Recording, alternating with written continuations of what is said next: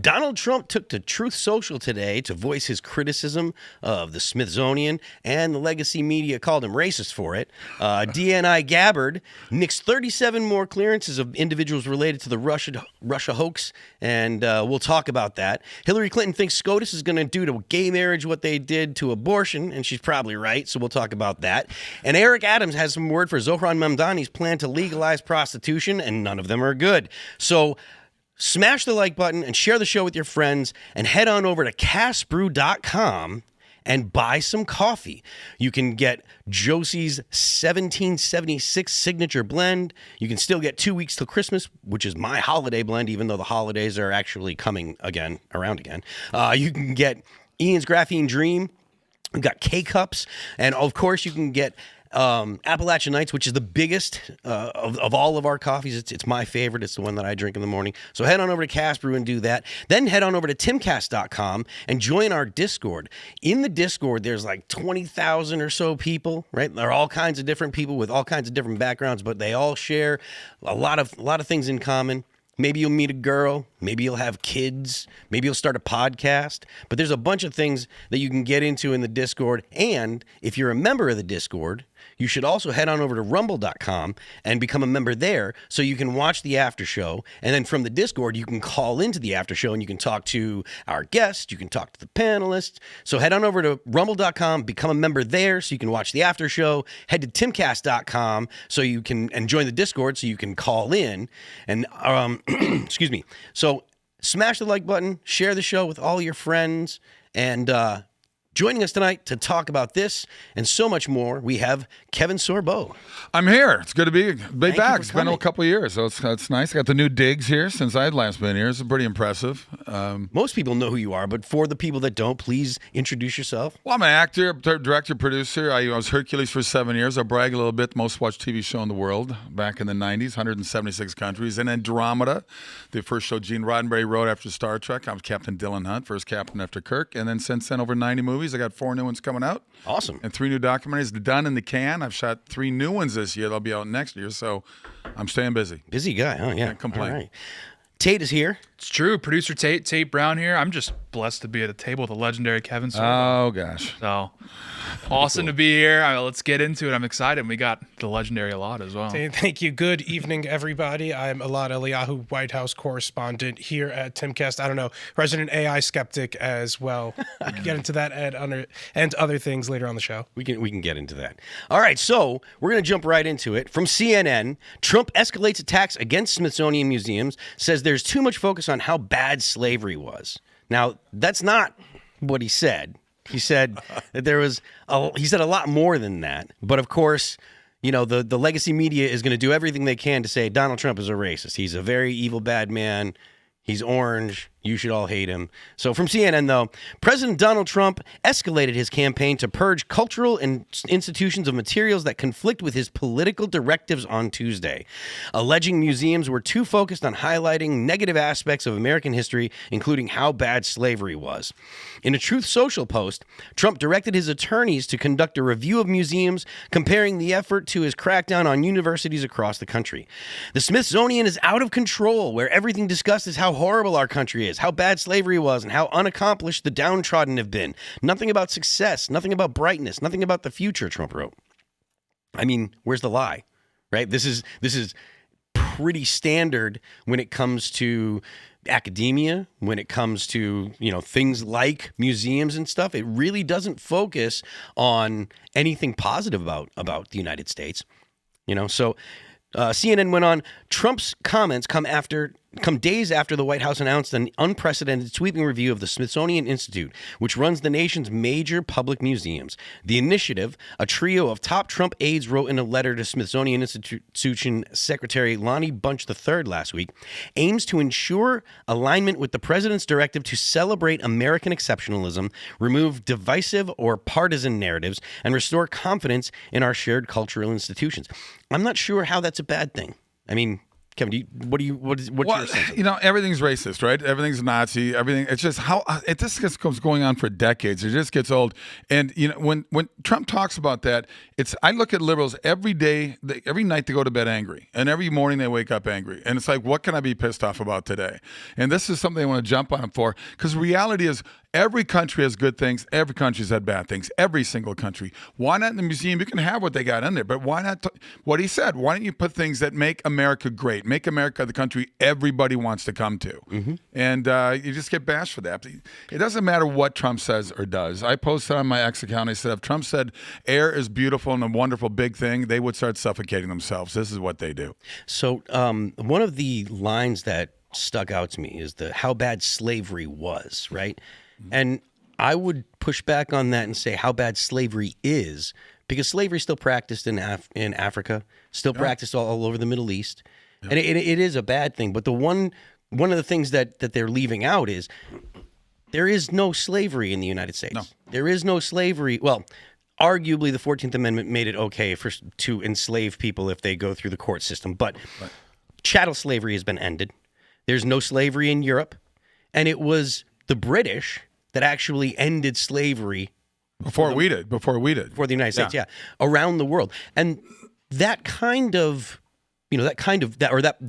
that honest fact that the British were the first in human history to end slavery, because slavery was practiced, by all human beings. Stop. Slavery was practiced by all human beings. The fact that the British were the first to end it, is never mentioned in any of the major... the early 1800s, I believe they abolished it but way before we did. It took us a war and 600,000 deaths before we abolished it. But you can still talk about the sex trade, though. That is a form of slavery. There's no question there. But that's not what this issue was about. But in the United States, if you are found to have trafficked people, we arrest you. We throw you in jail. Yep. We free the people that were being trafficked. So the way that they cast the United States in places like the Smithsonian, and we went over a little bit of this the other day about the way that white privilege or what whiteness is and stuff. The way they cast people is actually counterfactual, because they don't talk about the fact that white people were the first people to end slavery, the British, that they went around the world and didn't just end it in one place. They ended it in the whole British Empire. And they, a lot of people died doing it. They fought. There was a lot of fighting over it. So I think that it's totally unfair to cast the United States as some unique evil. Tate, do you think that this is something that is going to resonate with Americans? Or do you think that it's something that is going to set Americans in set them up and make them to get all up in arms? Well, I mean, I think Western governments, broadly speaking, the US, the UK, France, their entire history curriculum is just meant to demoralize their own people.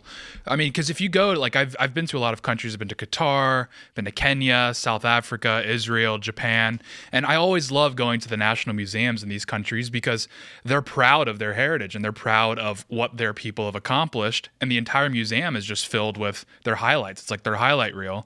But then you go to the Smithsonian, or you go to the British Museum in London, or you go to the National Museum in France, and every exhibit that they have there is just pre-built with an entire paragraph, like a Star Wars crawl style apology for everything that's you're about to see in this exhibit. Land acknowledgments and the like. Yeah, so if you're like a little 5-year-old in Washington D.C. or visiting Washington D.C., from the heartland, or if you're from England, visiting London, going to your National Museum, and you just see an apology before every single exhibit, that's gonna set in your mind early that, oh, I'm evil, my country is evil, my people are evil, and people around the world outside of the West do not have that problem.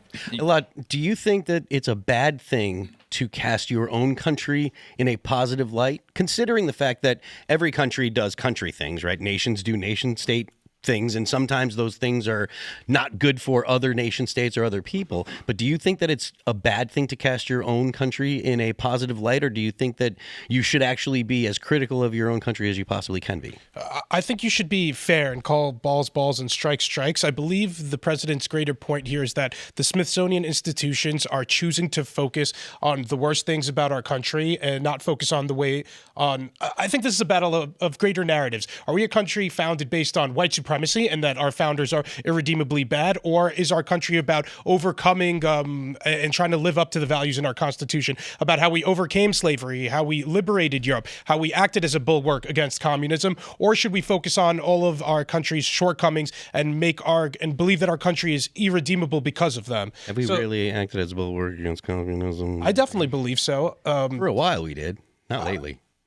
I mean, depending on who you ask, but Fair. And I think it depends on whose values you ask, because I think people like those in the Libertarian Institute don't act as a bulwark against communism, but I believe people like Trump and the Trump administration manifestly do. I think that's the greater point here. What are the values we choose to focus on?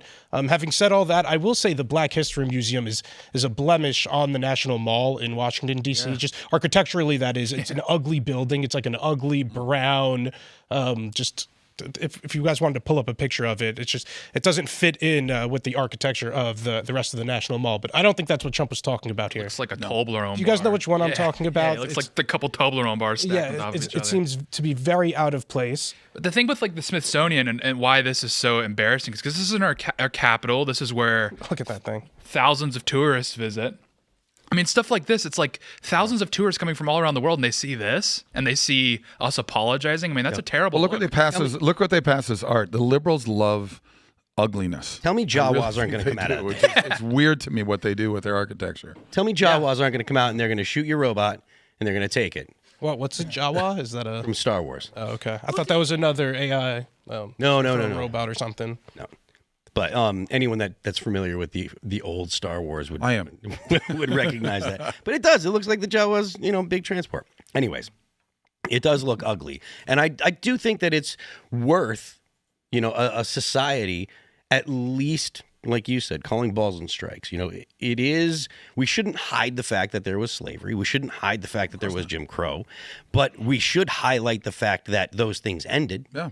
That we do not endorse those things currently, that we got rid of slavery in the United States, that 600,000 people died. More people died at Gettysburg in one battle than Americans died in the whole Vietnam War. Well, more people died in the Civil War than all of our wars combined together. So that's quite amazing. That's 600,000 of our own people as well. So this is sort of what we're stuck at. But here's the problem. It boils down to where we are in the education system as well and through our universities, because we're not teaching civics to kids. We don't want people to know it's we the people. They don't want kids to know that. They don't want to teach them real history anymore. It's just incredible. When I was in school, I took American history, Far Eastern studies, and Russian studies. That was in my public school.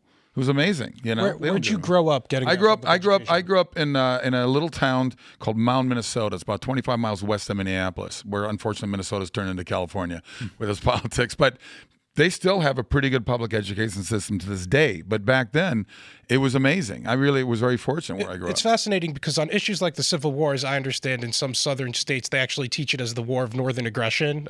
That's not how I was taught in Civil War history. Am I making that up? I believe that's what they're taught in the South. Yeah, back in the day, I'm sure. Oh, not anymore? Yeah, I don't think that it's currently that way. I think it's probably in the 60s it was like that. I don't imagine that after the Civil Rights Movement, I don't imagine that was the case. But, or at least after the Department of Education. Well, now you're seeing a reaction. Like there was a story this morning or last night or this morning where the state of Oklahoma, their Board of Education, they want to pass a mandatory exam for all inbound teachers that are coming from California or New York. And they basically want to make them take a Patriot test. They're going to administer this.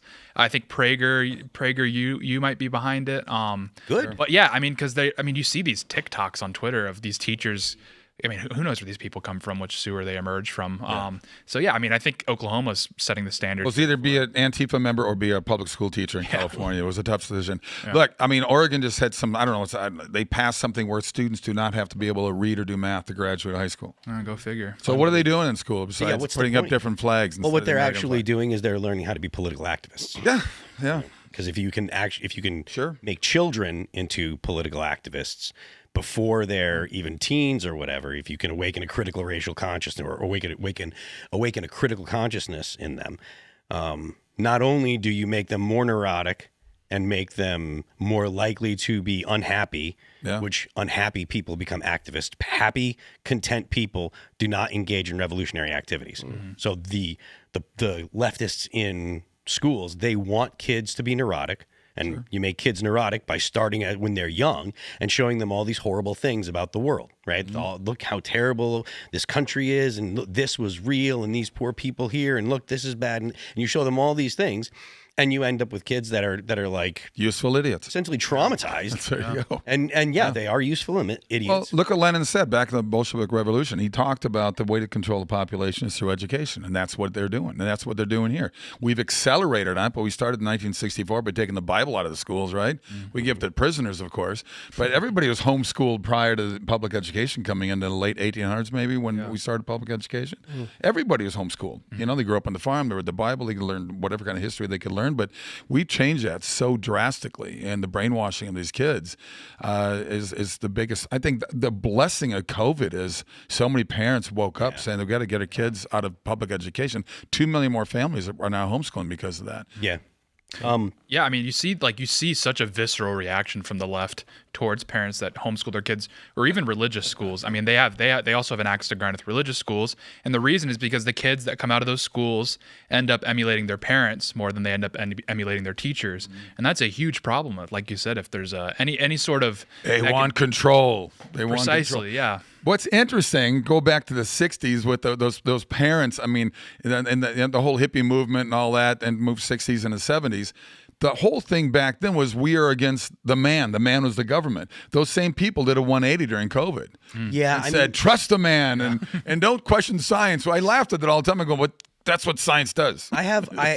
When I hear people say those kind of things that in the 60s they were saying don't trust the man and they were against the man, even things like they were against the Vietnam War, I push back, and I don't think they actually were against the man or against the Vietnam War. They just were against the people in power because they were out of power. They were against the Vietnam War because America was fighting communists, right? The communists in Vietnam, the North Vietnamese. If it were, I mean, Jane Fonda went to Vietnam, and she was very happy to take pictures with the Viet Cong, the fighters, the military of the North Vietnamese. So it wasn't. I don't think that they were actually against the man. They were against the United States. They were against capitalism. They were against the status quo here in the West. But they weren't against they weren't against powerful centralized government. They were very pro centralized government because they were communists. They would call themselves anarchists and probably LARP as anarchists, but they certainly weren't. But I think we're going to move on right now. All right. So, from the post-millennial, we'll jump to this story. From the post-millennial, breaking: Tulsi Gabbard terminates 37 security clearances for individuals relating to Russia hoax, politicizing and manipulating intelligence. Director of National Intelligence Tulsi Gabbard has revoked 37 security clearances of current and former officials who have abused trust by politicizing and manipulating information. This includes people who were involved in the Russia collusion hoax. An ODNI memo dated Monday and first obtained by the New York Post stated that the president has directed that, effective immediately, the security clearances of the following 37 individuals are revoked. Among those who had their clearances stripped was a former top aide to Obama administration DNI James Clapper, Vin Nguyen. I'm pronouncing that name wrong. Nguyen? Vin Nguyen. Vin Nguyen. Nguyen is Nguyen. Vietnamese name. Yeah, that is something else. Their access to classified systems, facilities, materials, and information is to be terminated forthwith. Any contracts or employment with the U.S. government by these 37 individuals is hereby terminated. Any credentials held by these individuals must be surrendered to the appropriate security officers, the memo stated. It is the determination of this office that certain individuals have engaged in some or all of the following conduct undermining those standards, to include politicization or weaponization of intelligence to advance personal interest, partisan, or non-objective agendas inconsistent with national security priorities, failure to safeguard classified information in accordance with applicable laws, regulations and agency policies, failure to adhere to professional analytic tradecraft standards, and other conduct detrimental to the trust and confidence required for continued access to national security information. Do you guys is it your sense that there's going to be more of this coming, or do you think that this is something that is finally reached a peak and we'll see less of this in the future? Well, there's certainly far more than 37 names as of this morning in the intel community that are fighting tooth and nail to prevent the Patriot takeover of the United States government, or the Patriot restoration of the United States government. There's a lot of snakes in the intel community. So 37 names, that seems like a good start, I suppose. But I mean, like I said, I mean, you see over and over again, there's a lot of shady stuff going on. Well, there were 51, I think, that were on the initial.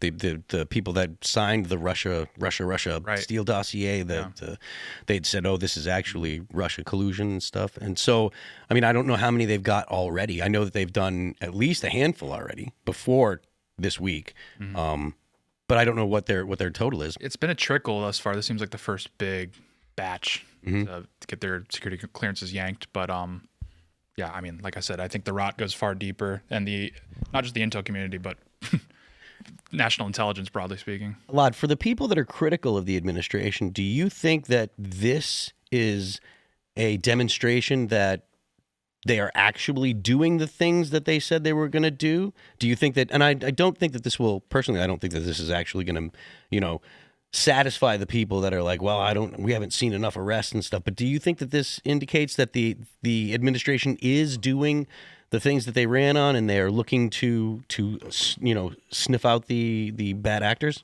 So I could be out of my depth here, but as I understand, these people aren't actually. Serge says I probably am out of my depth, but I don't think these people are actually receiving any intelligence that the security clearance enables them to receive.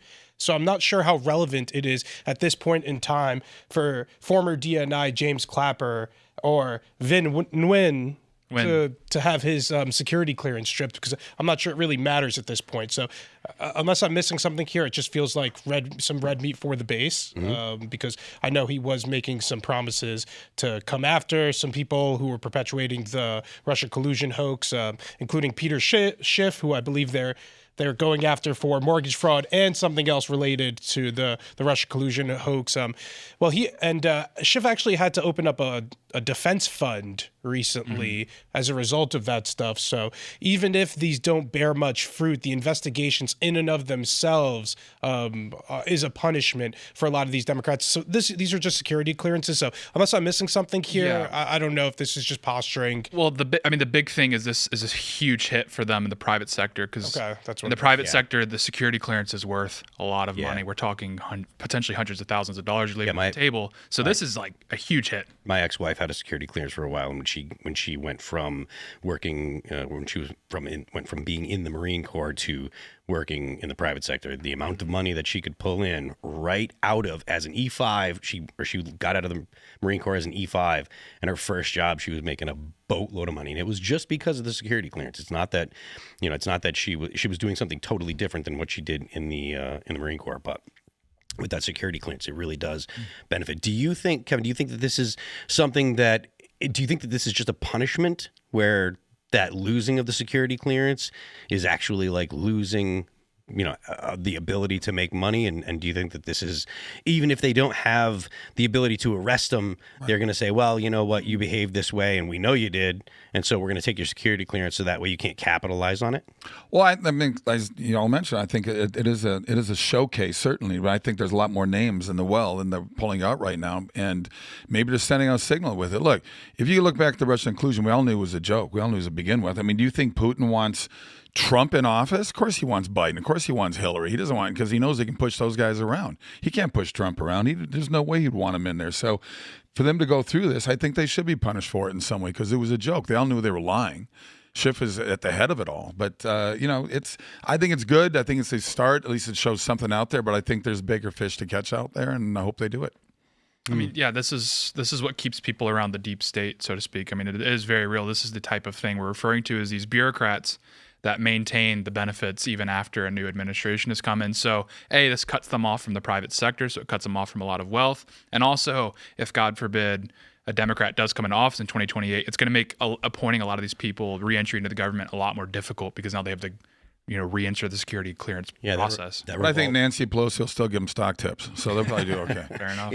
if she's around, then I mean, she's she's an old lady now, but she, nobody can pick stocks like Pelosi. To your point, Tate, the revolving door, I do think that's worth mentioning. This is actually likely to close that revolving door on a lot of these people. So, and taking away the ability for them to come back. It is something we talked about. I think we talked about it last night.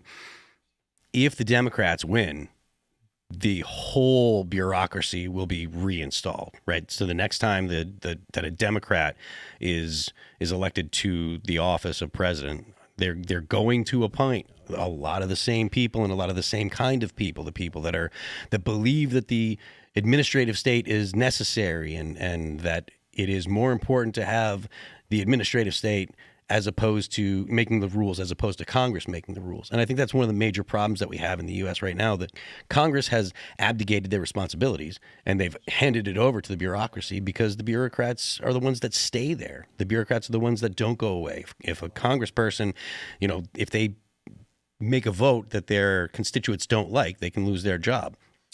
So why make a vote when you can just hand off the responsibility to Congress? Well, I mean, it's true across the world that governments that are not accountable to a democratic system are much more agile. They can make long-term plans. So it makes sense that even within democracies like the United States, even though we're a constitutional republic, but they've sort of hammered in a lot of democratic institutions that didn't exist in the founders' eyes. That's neither here nor there. The problem is, like you said, it's going to create an incentive for Congress to kick the long-term strategic planning off to bureaucrats because they're concerned about winning another election. So the best they can do is just provide enough red meat to get across the finish line for the next election and let the bureaucrats figure out all the long-term strategic planning. That's how you end up with forever wars. That's how you end up with ridiculous tax systems. That's how you end up with ridiculous social programs, because those programs are not the Congress people are not held accountable for those programs in the eyes of the voters. They can just pawn it off to someone. And that's one of the ways that we have moved away from being a representative republic. The fact that our representatives don't actually take votes, they don't make votes, they're not held accountable. They've offloaded that responsibility to the bureaucrats, and the bureaucrats don't answer to the voters at all. No. So I don't think that it's accurate to say that we're a democracy. No. And we're definitely not a republic. Definitely not a republic. Because we don't have representatives anymore. Yeah. Mm-hmm. So when people say that we're an oligarchy, I don't think that that's accurate either. But I'm not sure exactly what type of government we could actually say that we do have now. Well, I think the next the midterms are important. I think we need to get a few more seats in Congress. But I'm going to go on the limb here. I think we're going to hold the presidential office till at least through 44. 44. Wow. There's enough Trumps out there. Yeah, I hope so. Yeah. I think Vance gets it, and I think Rubio gets it right after that. Yeah. I mean, look, it would be really cool. I mean, I would like to see that because, like I said, I think that should the Democrats get back into office, should they take over the government again, you will see the bureaucracy come back with a vengeance.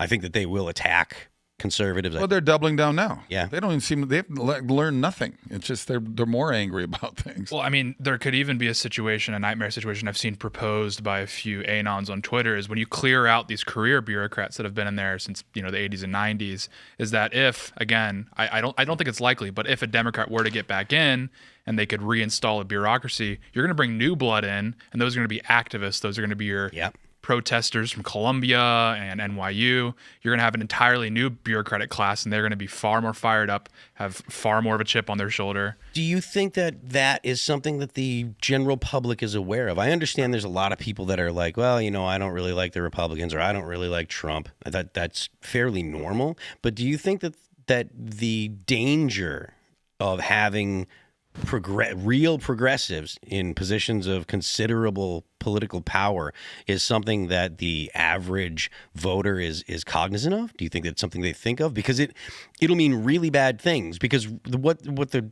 left really has been doing in the past 10 years or so is completely hollowing out the middle class. They want to have elites and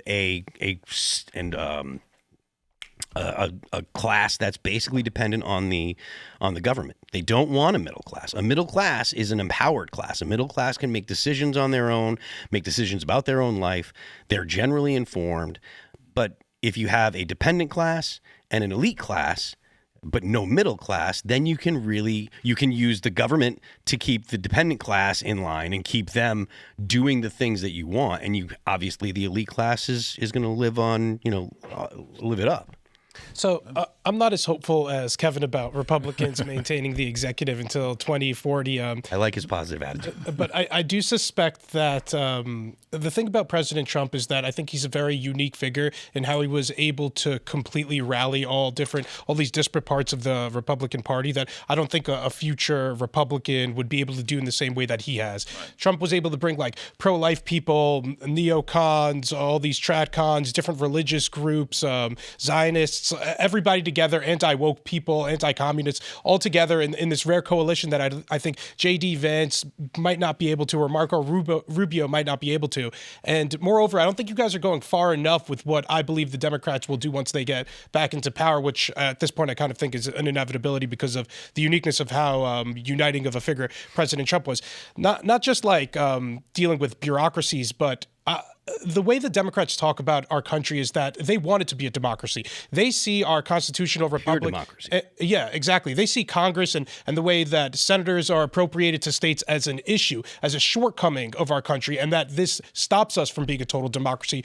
And that's what they really want to be. So an inevitability that I believe we'll see with the next Democratic president is the inclusion of Puerto Rico or D.C. as a state, and those will permanently give the Democrats another handful of senators and also people in the House. Moreover, they're going to continue trying to flood our country with immigrants and then use the census to try to appropriate different more reps into areas where they don't belong. And then also packing the Supreme Court, I suspect they will do, because they will not be able to put up with this conservative majority Supreme Court for a few more decades to come. So I think they're going to use the pretext of what President Trump did in Texas with redistricting as an excuse to what they are going to do once he is out of power. And you could tell Trump's a little bit concerned about losing the House because he felt as though it was necessary to redistrict in Texas. He felt it was necessary that Elise Stefanik stayed in her House seat in New York and not go to the United Nations and not be a UN ambassador. Tate, do you think that what he's outlining in Trump, I think he's probably right about Trump. Do you think that's just smart politics, though? I mean, yeah. I mean, it's a razor. The House majority is razor tight. So yeah. I mean, keep Stefanik there. Mike Lawyer was tipped for a gig. He didn't want to be there. Considerations of him running for governor, but the president would have preferred him to stay in the House. I mean, why else would he have redistricted Texas on an off year? It's traditionally done every 10 years. Oh, because of the exodus from California. And because of the import of all the illegal aliens that came in during the Biden administration. So to redistrict, the point is, I think this is partly what Trump was thinking. Not that I disagree with you, because I think you're right. It is. Yeah, I think he's just finding an excuse to get more House seats, which I don't blame him for, because if he lost the House, then he would be impeached. Yeah. I think I agree with that, but I don't think that that's the only thing, because if you look at the way that the Democrats have done the gerrymandering in basically the whole country, they have really maximized everywhere they can. We showed a map the other day of kind of who looks to benefit the most if there's gerrymandering, and the Republicans have a lot of room. There's a lot of places where they can change the congressional maps and actually benefit a lot. The Democrats maybe could squeak out 3 or 4 more seats, but if the Republicans are like, we're going to fight this, and we're going to fight fire with fire, and we're going to do a bunch of gerrymandering too, look, they can produce a whole lot more seats than Democrats can, because the Democrats have been so effective in the past. Not saying that Republicans haven't done it, because of course they have, but the Democrats have really been able to maximize it. So I think I feel like that's something that Donald Trump is aware of, and it's something that he's looking to, ameliorate. He's looking to fix, because there's a lot of states that don't have any representation for the conservatives. No. You get like 35-40% of the state, like Massachusetts, right? That's a state that I grew up in. 35-40% of the state went for Donald Trump. So obviously it's clearly not a majority, clearly a majority Democrat, but there's no representation for any of the conservatives in the whole state. Massachusetts has 0 Republicans in the House. There's 0 Republicans basically anywhere, and there's multiple states like that. So Minnesota's got the same problem. I mean, everybody I know in Minnesota is conservative. If you break into each county down, most of it's red. It's just around the Minneapolis, St. Paul area, maybe down Rochester and all that kind of. But it's changed so much. My buddies are all going, I don't know what to do with this thing. But you're talking about the people moving.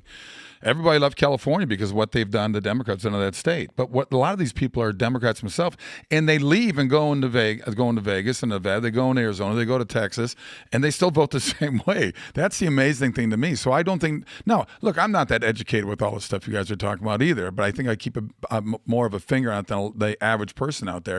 I think they just watch the daily news and maybe or whatever, Jon Stewart, and that's where they get their news. So they don't get a different perspective of it. I flip channels. I find it kind of interesting. We go between CNN, going to the British, watching them. I mean, it's interesting to get 3 different stories on the same story. So it's just a matter of people wanting to get educated with, and I don't think they want to. They just made up their minds and moved to another state, and they wrecked it. Look, they wrecked Colorado. Look what happened to Colorado. Mm-hmm. And it's because of 2 cities basically, Denver and Boulder, right? I think the easy ways, it's going to take a long time to turn this into the socialist country they want. Why don't they just go to Venezuela now? It's waiting for them. Right. It's their utopia waits. Just go down there. I'll use our tax dollars that way and get my first-class flight one way. Mm-hmm. Yeah, I mean, you're going to see the redistricting. There's going to be a lot more options for red states if the SCOTUS decides how we think they are with the race-based districting case out of Louisiana. I mean, because there's a lot of seats that are up for grabs, mostly in state houses. I mean, this whole thing started because the Louisiana Senate added 2 black districts in Louisiana, and they got sued because it's like you can't. That's just ridiculous. This is 2025. We're not going to do race-based districts one way or the other. So again, that'll create some opportunities for red states to squeeze more red districts. So the one really funny part about redistricting is that obviously it's tit for tat. So like we'll see California now do some redistricting and it'll go back and forth. But you know who really hates this? Congress members. Members of Congress obviously get pissed off because they're getting drawn out, both Republicans and Democrats from opposite side states. So the one silver lining here is it's really funny that a bunch of Congress people are about to get cut out and be very pissed as a result of it. That's why you've seen a few House members from like Republican and Democrats all of a sudden turn into Arnold, and they're like, oh, "Wait, no, guys, gerrymandering is actually really bad. We need to do something." I don't blame them. They don't want to get drawn out. Yeah, I mean, because they know their gig's on the line and they got to start looking for. Well, that's why we need term limits, but that's another subject we can talk about. That's another thing. I'm not 100% sure that term limits are going to fix anything because I think that empowers the bureaucracy. Right. I mean, I agree. Yeah. It's like I love the idea. Like the point is to be able to make sure that people aren't entrenched and that the representatives aren't entrenched, and that's a great goal. But I'm afraid that all that it would do is shovel more power to the bureaucracy because you got 2 terms or whatever as a senator, or how many Congress is only 2 years, so. By the time Congress learns exactly, or basically how to do their job after the end of their first term, they've got 2 years before they're out. So I don't hate the idea, but I do think that a lot of people think, well, just throw the bums out. It's great. That sounds great. But remember, we have a problem with the bureaucracy here. We don't have a problem so much with Congress. Everybody hates Congress except for their own congressperson. Everybody likes their own congressperson. And poll after poll after poll show that. So as much as it would be great if we could just be like, well, throw the bums out, what you end up with, I think, is a lot of focus or a lot more power in the bureaucracy. And this is the map. That's interesting. This is the map we were talking about the other day. In a Chris Cillizza, who's not a pro-Trump guy, he's talking about in a redistricting war, Republicans would win, and they would win by a lot. Like there's a lot of room for Republicans to grow. So if the Democrats want to do this, if they want to actually try to be like, oh, well, we'll redistrict and we'll show you, that's a terrible strategy. They just don't have the room to grow the way that Republicans do. So, I mean, look, I'm not for this kind of redistricting war, but if the Democrats want to, they're going to lose. Yeah, this is the reality that they have to face. So I think that they're just posturing because I think that the smart Democrats know this. So I think that it's all just them trying to frighten people or trying to posture conservatives. I mean, I think this is an inevitability because we're just seeing and I'm not saying this is inherently a good thing, because often when you hear bipartisan, it actually means you're about to get screwed over. But I think this has been the direction we're heading for a while, is any sense of bipartisanship would be going out the window. And I think to a certain degree, states that did allow the opposing party a few seats, I think gerrymandering is going to really become the new standard. Squeeze as many of the opposing party seats out as possible. I think as a country, we're just going to be divided further and further. So I don't think this is really surprising whatsoever. This is just like a natural direction we were going in. Pretext for escalation when a Democrat inevitably gets back in. They'll run on this and say the Republicans are destroying our democracy by redistricting mid-decade, and we have to add more states as a result of this. We have to pack the court because the judges that Trump put in were illegitimate, and that's what and they'll use this as the pretext. I do think that you are right. They will use this as the pretext, but I think that when they get back if they get back into power, they will do all the things that we talked about, regardless of whether conservatives do this, because there's no reason for them to not. Oh, I mean, they're convinced. To speak to your average median Democrat, they're convinced that Trump is trying to institute the Fourth Reich in the United States. So, like, obviously, they're gonna try to make Puerto Rico a state or whatever, because it's like they're convinced they're in a movie and that they're like the rebel alliance. Ever since basically Barack Obama, they thought that, okay, the Democrats are now going to control the government. The real competition is going to be who gets to be the Democrat nominee. The Republicans are going to be just a regional party. They're not ever going to have serious power again.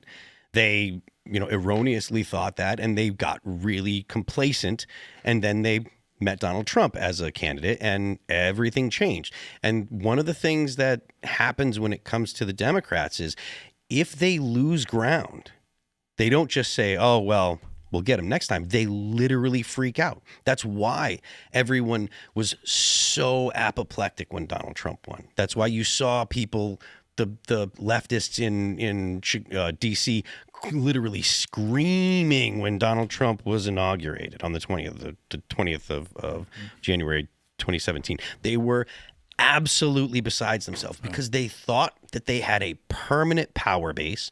They thought that they would not ever lose control, and they thought from here on out it was whatever progressives and Democrats wanted. And to lose that power, they don't know how to deal with it, because it's not just a matter of, okay, next time we'll adjust our message and we'll go to the people and we'll make a better argument. No. They're not interested in making arguments.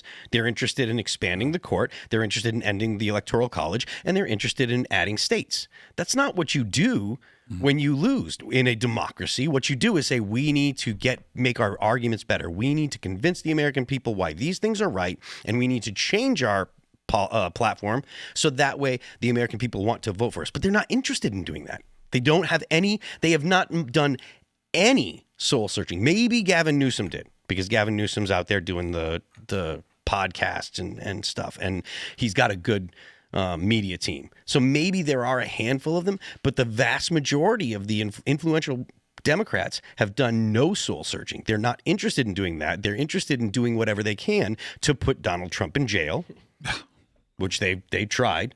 They will do all these things should they get back into power. They will do expand the court, all that stuff. That stuff is definitely coming. And I personally think that they'll do a whole lot more. I think that they'll look to put people like Tim Pool, or people that are conservatives that have an influential voice. They'll put those people in jail. Sure they will. They'll do everything they can to make sure that you can't.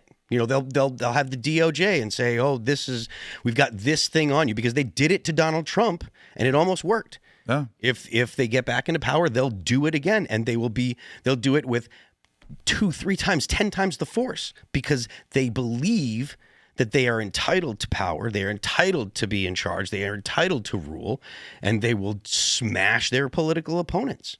I don't think that there's a compelling argument against that, and I do think you're right, Elaad. I think you're completely 100% dead on, but I don't think that not doing these things will prevent them. I think that the die has already been cast. Yeah. As soon as they get into power, and I mean they've talked about all those things so many times, they're going to do it. You know, It's funny you name drop Newsom because I think he said he'd draw out all but one Republican in California. I think he said something along those lines. And I mean, the incentive structure is set up such that if he wants to run for president down the line, this is what he should be doing, right? The Democrats want to see one of their own so-called fighting back against the president. And Gavin's doing just that. Yeah. And he's a handsome guy. So you should vote for him. I'm not a Californian. And No, I know. I'm just. It's just funny. I mean, here's a guy who can't put any water in the fire hydrants, and it's a guy that's the the number one salesman for U-Haul. But it's just really weird for me that this guy's able to. He'll run. He'll be the guy they put out there. He'll probably be the nominee. But how do they think they can get the message across when they put Harris and Biden in office? Because those people can't talk their way out of anything. No, I mean, it was amazing to me that. Well, did they really get in office? But that's another thing we can talk about too. Our boy Tate here has got a great point that he likes to make, and that's people vote on vibes. Yeah, it's legitimate. America is a very vibes-based country, and evidence for this is Gavin Newsom's adoption of Trump's mannerisms and his tweeting style, which is hilarious because it's kind of this. There's two concessions happening there. The first concession is Gavin Newsom and the left broadly conceding that Trump embodies America so well that his style of communication embodies like an American style of communication, and that they're conceding that he's funny and that it's a really funny way of communicating. So they're not even really mocking Trump when they're using his tweets and stuff. They're almost just saying like, yeah, this is a really funny way to talk.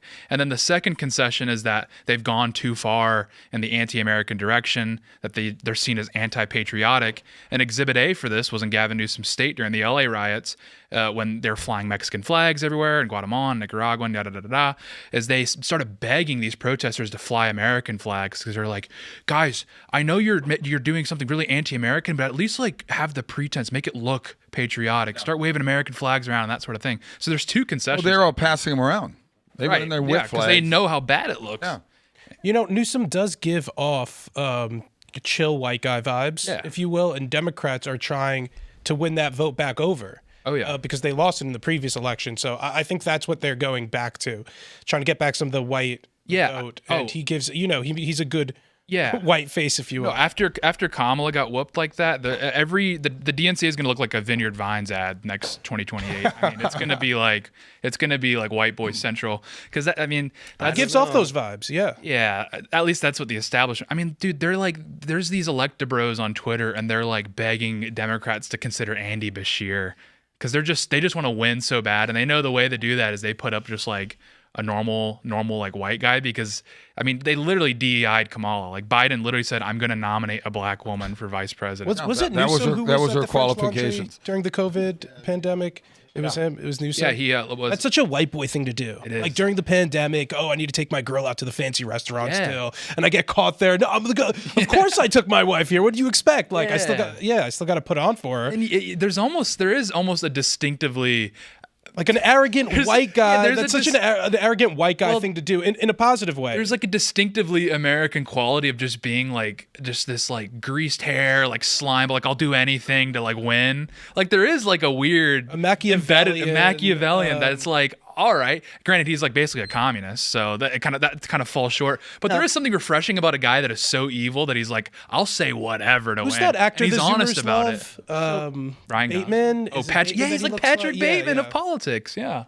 You need to say something, Serge? I was going to say it's Dago coded. It's very. Oh yeah, he's gonna get up there and lie to your face and get a comb. No, if you look at the picture of his family, everybody's blonde and blue-eyed. That is waspy as hell. Yeah, that is waspy as hell. And to be honest with you, I don't know that the left. I really don't know that the left, especially in a primary, and we've probably talked about this a little bit, but I really don't think the left can bring themselves to vote for such a waspy-looking guy. Well, I mean, they did with Biden. But they did with Biden, and it took the. If you really believe that he won that in a kosher way, I don't. I personally, I feel don't like that's think a conversation for. I think that it was a novel election, and I think that if it were not for the fact that there were ballots mailed to everybody, and there was ballot harvesting, Biden would not win. I honestly, I don't know that. Got to bring a rabbi in to see if that election was kosher. I don't think that. I'm not. Well, I don't know that I think, but I am curious as to whether Democrats can win at all. Should they actually go to same day paper ballot? That's what they should do, and no more mail-in voting. It's ridiculous. Yeah, I would love It's to not see racist to show an ID. I mean, there's all kinds of stuff we can talk about here. It just drives me crazy. it. Start at 8 in the morning. Yeah. The polls close at 8 at night. They do it in other countries. It's what they do in Florida. If you look at Florida, they have their S together when it comes to the way. India knocks it out. You in a know, day. I will They have a say this, billion guys. people.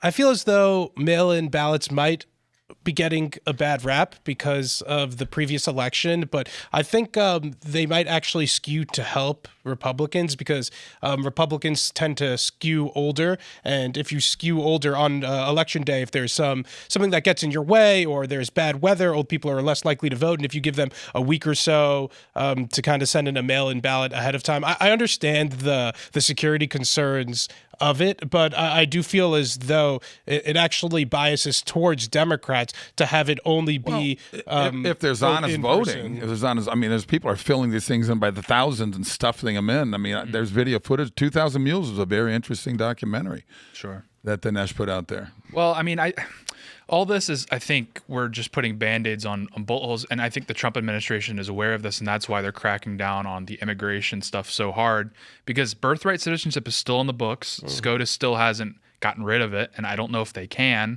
I hope so. So it's like we're just looking at a ticking clock because there's still tens of millions of illegal immigrants in this country that are having children, and those children will vote Democrat because I mean, they feel victimized by the Trump administration. Of course, they're going to have a chip on their shoulder. Hey, who knows? The President Trump's been winning over a lot of these Hispanic voters, and the districts that he's redrawing in Texas are actually, there's so many Hispanics on those border towns that he's redistricting. These are Tejanos that have been there for 4 or 5, 6. What does that mean? I don't know what it's like Mexican Americans in Texas that have been there for generations, because you can tell because Hispanics in California vote like 70-30 Democrat, while Hispanics in Texas are now voting Republican. But the big difference, it's the Hispanics aren't this, monolith, is because the Hispanics in Texas have been there for generations, right? I mean, many of them can trace their lineage from before the Texas Revolution, versus California, they've all arrived in the last 2 generations. I do feel like there is this growing brand of Hispanic that is also increasingly anti-immigrant, even towards other Mexicans that want to keep American great again, that are based Mexicans, that don't want to get taken advantage of, who came in the legal way. And see those other people taking advantage and feel like they got the short end of the stick. So I know many. I agree with you. I know many. When I lived in LA, I know many of those. I met quite a few of them saying the exact same thing you just said now. Well, it was really funny because the Republicans from like Reagan on, they made this bet that they could import Hispanic labor, but somehow they would convince them to vote Republican through like emphasizing free market values, or like maybe like saying, oh, they're Catholic, they're naturally conservative. And it didn't really work. And then Trump came along and didn't pander at all. He's just like, hey, we're going to make America great. If you want to make America great with me, you can. I'm not even going to translate that into Spanish. Just figure it out. And they're like, oh, great. You're treating me like a human being. Yeah, I'll vote for you. And it's like, you don't need to pander to these people. You just need to present a compelling future for the United States, and they'll be along with that. Like, you don't need to treat them like idiots. Who would have thought? Democrats, if you want to be treated like an idiot because of your race, you can vote for the Democrats. Who would have thought? Yeah. We're going to jump to this story now. From The Hill, Hillary Clinton, the Supreme Court will do to gay marriage what they did to abortion. That might actually happen. Fact check true, Hillary Clinton. Hopefully. Damn. 2016 Democrat presidential nominee and former Secretary of State Hillary Clinton says she believes the Supreme Court is poised to overturn its landmark ruling in Obergefell versus Hodge, which effectively legalized same-sex marriage nationwide, and that unmarried same-sex couples ought to consider tying the knot. American voters, and to some extent the American media, don't understand how many years the Republicans have been working in order to get us to this point, Clinton told Fox News host Jessica Tarlov on Friday in a wide-ranging interview on Raging Moderates, the podcast Tarlov co-hosts with Scott Galloway. Neither of those people are moderates. It took 50 years to overturn Roe v. Wade, Clinton said. The Supreme Court will hear a case about gay marriage. My prediction is they will do to gay marriage what they did to abortion. They will send it back to the states. Look, it did take 50 years to overturn Roe v. Wade. Roe v. Wade was a terribly decided, decision. Even Ruth Bader Ginsburg said that it was a bad decision. Mm-hmm. And the Republicans still did it the right way. And this goes to our point earlier about the way that Democrats will exercise power versus the Republicans. Republicans and the libertarians are generally pretty guilty of this as well. They will do the thing that they're supposed to do and go through the process in order to get the result that they want. 50 years, they worked and worked and worked and worked and worked and finally got it back in front of the SCOTUS when the SCOTUS had the makeup in a way that they would find in favor of putting abortion in the state's hands. They didn't even get them to say abortion must be illegal nationwide. All they did was say, we want it, you put it back in the state's hands. That took them forever because the Republicans will do that. The Democrats have no compunction with just grabbing power in any means necessary. And I personally think that the Republicans should behave in a similar fashion now. And I understand that you have apprehension, or this is, there's apprehensions that you have, and they're legitimate. It's not exactly apprehensions. It's just understanding like cause and effect. Like I don't want to be blind to the potential backlash that's going to come here. Go on. I think that this is the example that or the reason I bring this example up is because it's not actually a cause and effect. The cause that you're saying isn't what's going to isn't what's going to make Democrats do this. The Democrats are going to do this because they don't care about process. They don't care about anything other than amassing power and keeping it. It's a fascinating conversation to have because I feel like Democrats would argue the same thing of Republicans. A larger point, I think, Democrats argue that men can become women. I agree with you. It's a very dumb argument that many of them make, and I obviously think they're very wrong.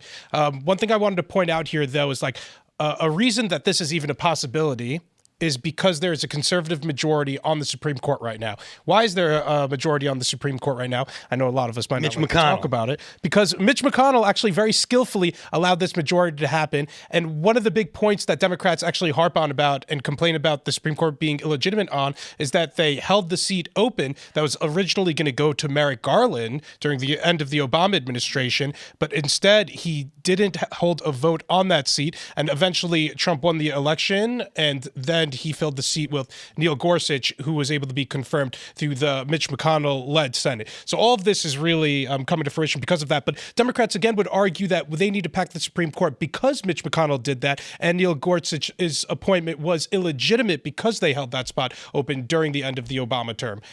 So all of that's to say is that, depending on which party you're from, you could point to different things and try to argue that things are legitimate or illegitimate. I also want to say, I think it's a fascinating political strategy by the Trump administration too, but you're overturning these laws, but you're not setting them and you're letting the states decide instead. So they overturned Roe v. Wade, but they didn't decide to make abortion illegal across the country. And they're going to follow that same blueprint here. So it seems with gay marriage. And again, I think attitudes are changing surrounding gay marriage, but more than anything, this is a pushback against the excesses of the LGBTQ community. Yeah. This is a pushback in regards to drag queen story hours, to the trans issues. People are just saying this has gone way too far, and this is ultimately the results. Even though I don't think that many people have a problem with gay marriage, I think gay marriage should be a religious institution, but we're far off from that. I know I just said a lot. Do either of you have any thoughts? I mean,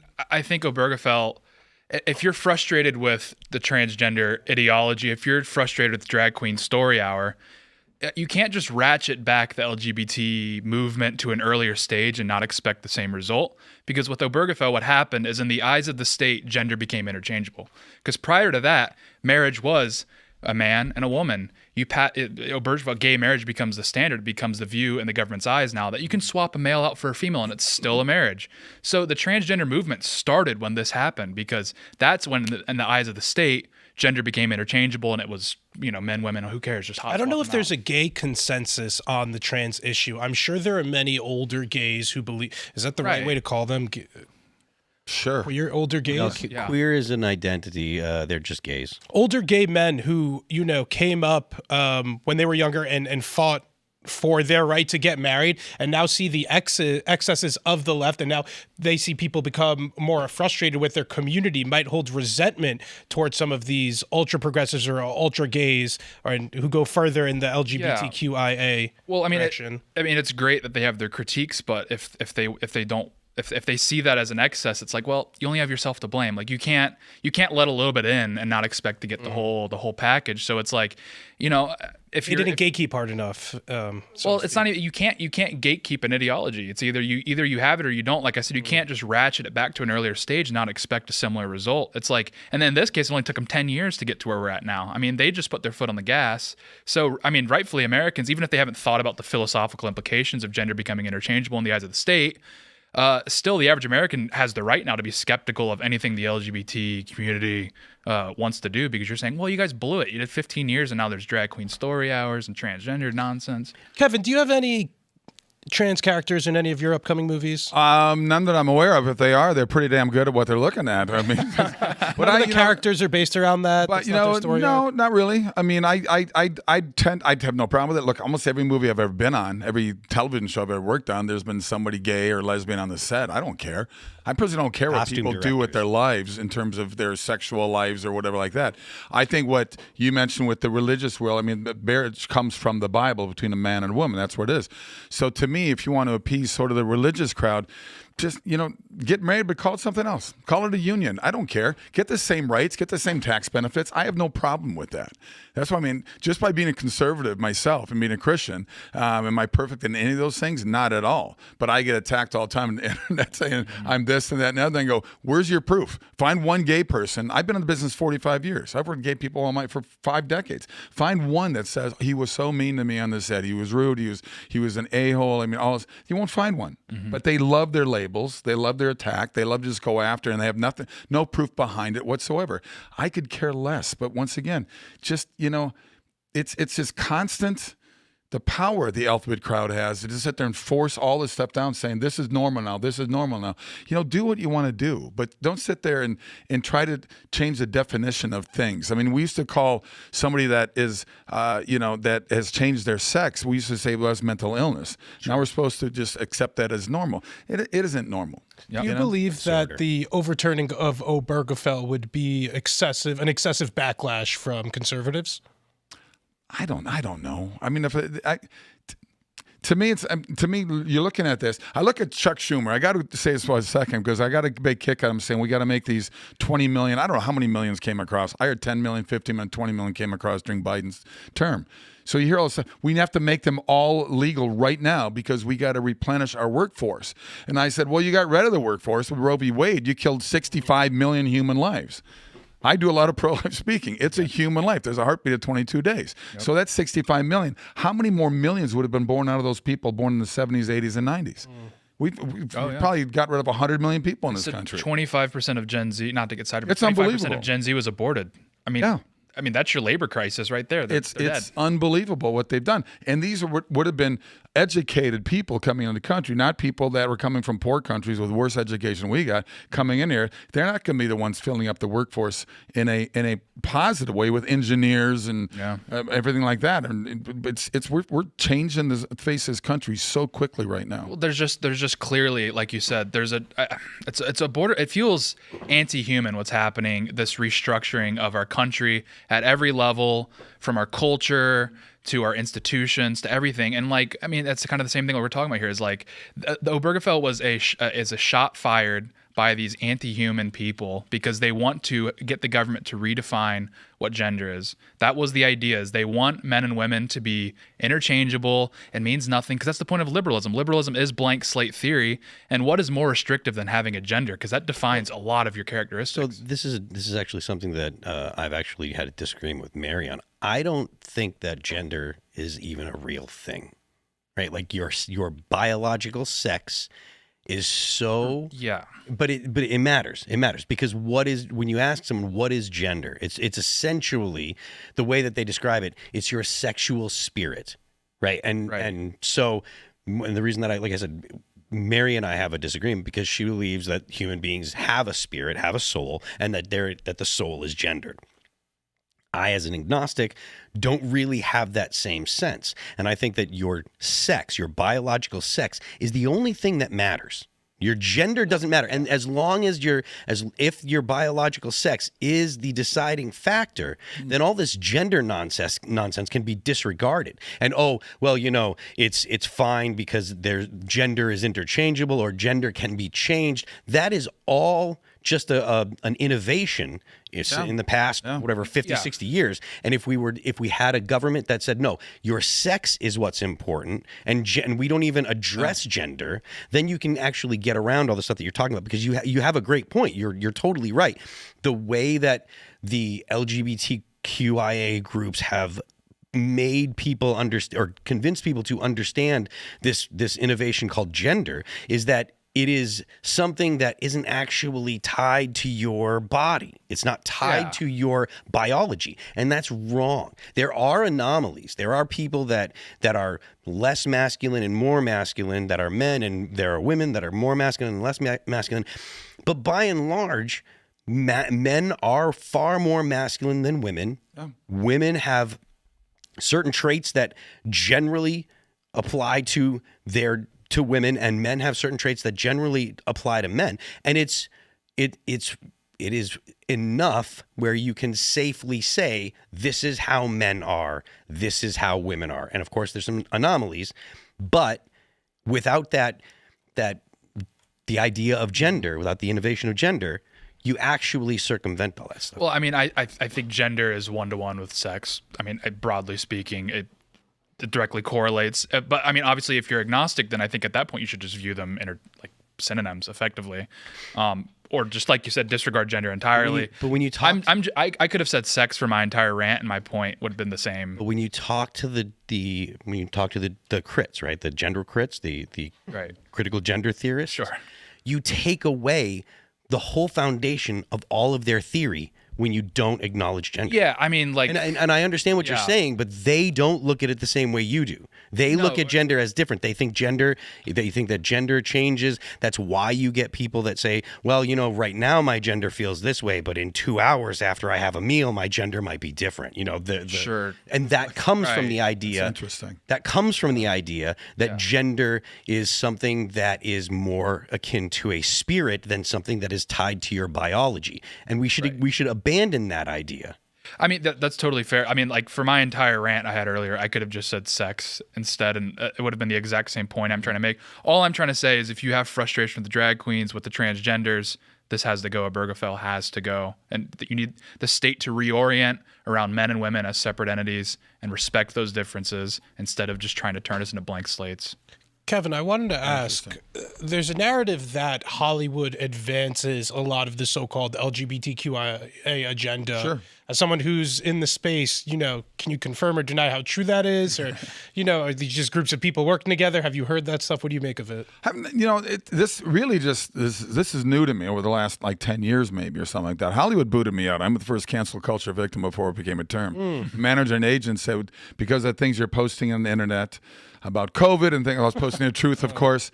I got blacklisted from Hollywood. Wow. That's why my wife and I formed Sorbo Studios. We're doing our own movies, independent movies. And I do movies that Hollywood used to do. They're not necessarily faith-based. I think every movie's a faith-based. If you're an atheist, that's a pretty strong faith. To believe in absolutely nothing is a really strong faith. Yeah. So to me, it's like, I want to do movies that have hope and love and redemption in it. It doesn't have to be, you better believe in God. I just want to do nice movies that Hollywood used to do instead of the woke insanity they're doing. I mean, I think over $1 billion is what Disney's looking at this year as a loss. So to me, I was well aware of, it's the conservatives that are in the closet now. The gays are fully out of the closet in Hollywood. Feels like the conservatives are out of the closet too nowadays. Not in Hollywood. You'd be surprised. I mean, every movie I've been doing the last 6-7 years, I'll get another actor, I'll get a hair person, a director, a film, a light guy come up to me quietly like we're doing a drug deal and say, hey, thanks for being a voice for us. And I go, be a voice for yourself. Well, I'll get blacklisted like you. And it has hurt people's careers. I know a number of big name actors that are conservative. I'm not going to name them because they said, well, I don't want to happen to me what happened to you. But I said, look, I'm still making movies. Hollywood doesn't call me anymore. I've always found it childish. Who cares? I don't get angry if someone's gay. I don't get angry if someone's a liberal. I don't. Be what you want to be. But they have the power in Hollywood, so they do no longer let me read for any movies or any TV shows. I got to find my own independent projects. And to me, they're like 7th grade Mean Girls. It's so immature and so childish that they don't work with me just because I happen to be a conservative. It's weird to me. But the parties have shifted. I tell my liberal friends, look at JFK's inauguration speech in 1916. Find one Democrat who talks that way today. You won't find it. Even as recently as Bill Clinton, I feel like he would be a conservative nowadays. Look, the second time around, I voted for Clinton the second time around. I didn't the first time around. I mean, he won. It was the lowest anybody's ever won a percentage, right? Yeah, 38% or something. Perot was involved. Because Ross was in there, yeah. But I thought, you know what? The guy did a good job. And I voted for him. I wouldn't vote for Hillary. that was like she's on the devil's lap. He's laughing. Well, I mean, it was even the 2008 Democrat nomination where they were accusing each other of being pro-gay marriage, which was which is hilarious. I mean, that just shows you how quickly this evolved specifically, but how quickly Democrats radicalized within 15, 20 years. Yeah. I mean, Republicans, there's all these they showed these like graphs where it's like, look at the polarization. The Democrats went this way and the Republicans went this way. And I'm like, the Republicans are just tracking back to how they were in the 90s. I mean, the average Republican, if you see how an average Republican It's would all express, shifted to the left. right, exactly. Both Yeah, parties. the average Republican in 1992. I mean, Pat Buchanan was a formidable candidate in presidential elections, and he was fantastic, and he outflanks every Republican to the right right now. And this is supposedly the most radical Republican Party in history. It's like, well, in 1992. I mean, look at like Pat Buchanan, who's a genius, by the way. Yeah, the idea that the Republican Party right now is the most radical ever is absolutely ridiculous. If you look at the way that Republicans or the way that anyone talked prior to World War II, that just, I mean, essentially it would make today's Democrats and a lot of today's Republicans just, shiver in fear and say, you can't say that, you can't say that, you can't say that. Things like talking about race the way that they used to talk about race, absolutely not. But we're going to jump to this story right now. From the Post-Millennial, Eric Adams slams Zohran Mamdani over socialists' push for legalized prostitution. Mayor Eric Adams has slammed socialist candidate for New York Mayor Zohran Mamdani as the candidate has pushed to decriminalize prostitution.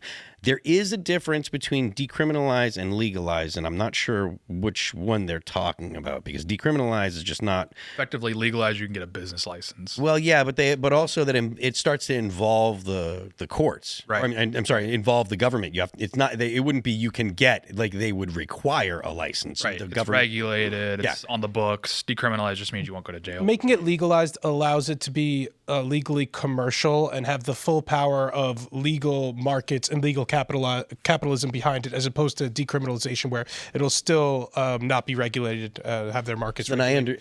I imagine that Zohran would not want it legalized, that he would want it decriminalized, because I imagine that he is not interested in making it something that capitalism can exploit for however he would presume to be. Anyways, I can't be more clear. I'm a man of God. Just as Mamdani says he's a Muslim, I don't know where in his Quran it states that it's okay for a woman to be on the street selling their body, Adam told reporters. I don't know what Quran he's reading. It's not my Bible, he added. As a man who said he is of faith, I don't quite understand what religion supports prostitution. Mamdani, who claims to be a believing Muslim, has taken up the issue on multiple occasions since he ran for New York City Assembly in 2020. According to the New York Post, prostitution is also very much against the tenets of Islam. I think he's lost faith in the fact that sex trafficking is very much a part of prostitution, Adams added in his comments. We are trying to bring down crime, and he's talking about legalizing sex work. You're not doing any service to a woman who's on the street who is forced to sell her body for whatever reason, he added. No one should be on our streets selling their bodies. No one. Mamdani, aside from other left-wing policy, he has proposed during his campaign, such as freezing rents, government-run grocery stores, and raising the minimum wage to $30 an hour, has co-sponsored legislation in the New York Assembly that would legalize prostitution across the city. If that is his belief, it is a danger for our city, Adams said in his comments. Our city needs to be a safe city. It should not be a city where women are standing on corners or boys are standing on corners or young men standing on corners selling their bodies. Look, man, the idea that Zohran Mamdani would not turn New York City of today into New York City of 1979 through 85, I think that idea has sailed, and I think that if you institute Zoran's policies or the policies that he's talked about, I think that that's inevitable. I mean, doesn't that seem to be the case? Yeah. I mean, you go back to those decades, that time, it was pretty scary. New York City was not a good place to be walking around. I love the fact that some people say they miss that time, that they miss the seediness of the city that way. But It was so real back then. It was so real. It was so real. The danger was excellent. But look where they're at right now. I mean, look what's happening in that city right now. And look at the number of people that have left. I mean, I escaped California 7 years ago. I live in this free state of Florida. And the number of, when COVID hit, the number of people that came down from Connecticut, Rhode Island, New York, and Jersey just flooded it. And really, when I first got there, this is interesting about Florida. I know I'm segueing a little bit here, but Florida used to be a swing state, right? It ain't anymore. When I got there, I think there was 300,000 more Democrats registered 7 years ago. Now it's like 800,000 more Republicans registered. It's no longer a swing state. Yeah.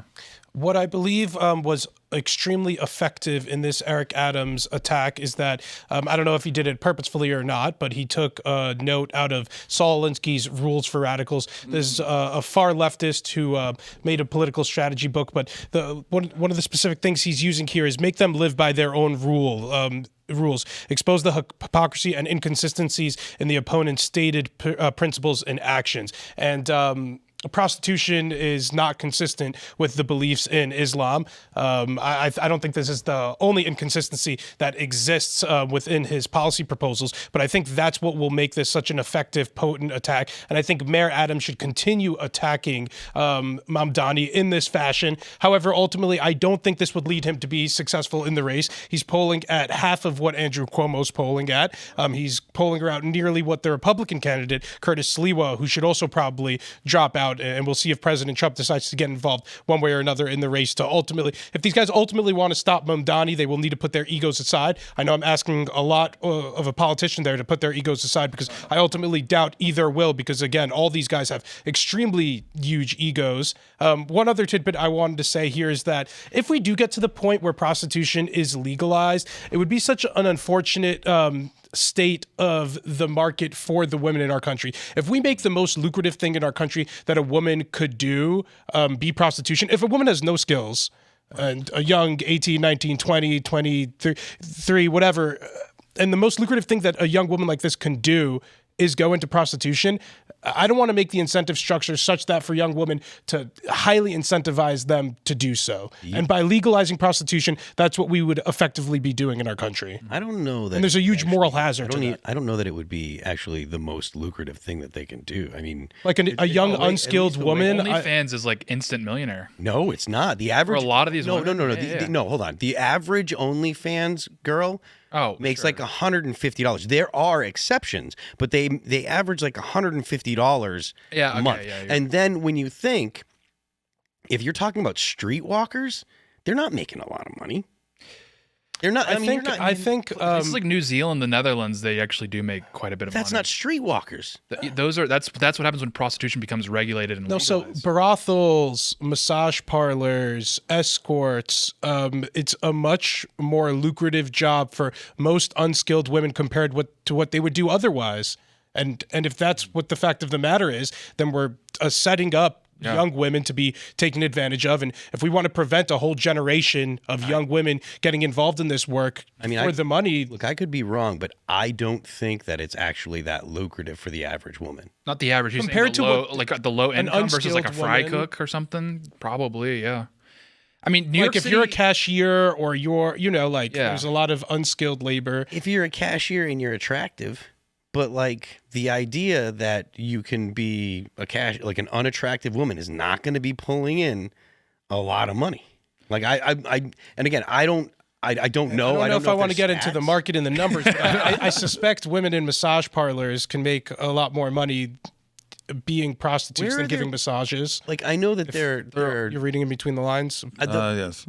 New York City is already to a degree decriminalized prostitution because the rub and tugs, the women are not prosecuted. They only prosecute the pimps. Owners. And the owners, and I forget. Most of those women are trafficked, aren't they? They tend to be. They're often foreign. They're often trafficked, but they don't prosecute the women anymore. whatever. I've never looked into if that actually helps crack down or if that helps improve the standards. I doubt it. I doubt that actually improves anyone's lives. You should probably just decriminalize you should probably criminalize every aspect of prostitution. They're everywhere in Queens, especially. I mean, it gets bad. I'm not, an expert on the locations, but there's kind of running jokes. Like, I think it's what Northern Avenue in Queens is like, just this, open air, like, prostitution. I mean, it looks like Amsterdam. Like, it's crazy. It's very prevalent.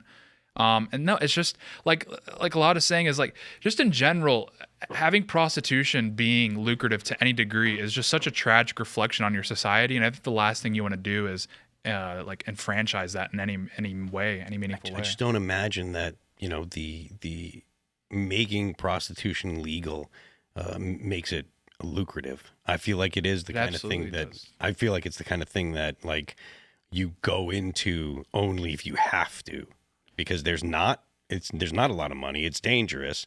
Even if they decriminalize it and they can actually go to the police. Maybe I'm tripping, but I think strippers make a ton of money. And I mean, strippers are different than prostitutes. I at think least they're a variety. Vaguely the same, and at least in a religious worldview. No, and I think they put out too. I don't know. I don't visit strip clubs. Frequent they them. don't. I think they. I would think that they do in some places. I don't know. Presumably, right? I've been to a lot of strip clubs, and I'm 50 years old, bro. And you're a rock star. I've been Rock in star. bands for 25 years. So, I mean, that is not something that happens regularly. Like, I mean, I think it's just. Could you imagine the tech marrying legal prostitution too? Like, if you can Uber a prostitute, like the way technology will evolve with this industry, if it becomes legalized, will be disgusting and horrible, and also, worse than I can imagine. Like, they've done this thing where they just don't let you, as a society, they don't let you criminalize behaviors that are corrosive to the human spirit. Like, they call it a victimless crime. It's like, I don't need a victim involved to just want to disincentivize something that's bad for people. Yeah. Like, I'm so tired of this live and let live liberal attitude. It's like, no, if something is bad for a human being, you can justify banning it. Your society should be a reflection of good characteristics. And America was that for a long time. You're telling me there are things that you can do in the bedroom that affect society that are bad? Yes, absolutely. Yes, 100%. Yes, there's like doggy style. That's bad for society. I mean, I'm a bit of a Puritan. It's dehumanizing. But every personal decision, society is just a culmination of personal decisions. That's all it is. That's all it is.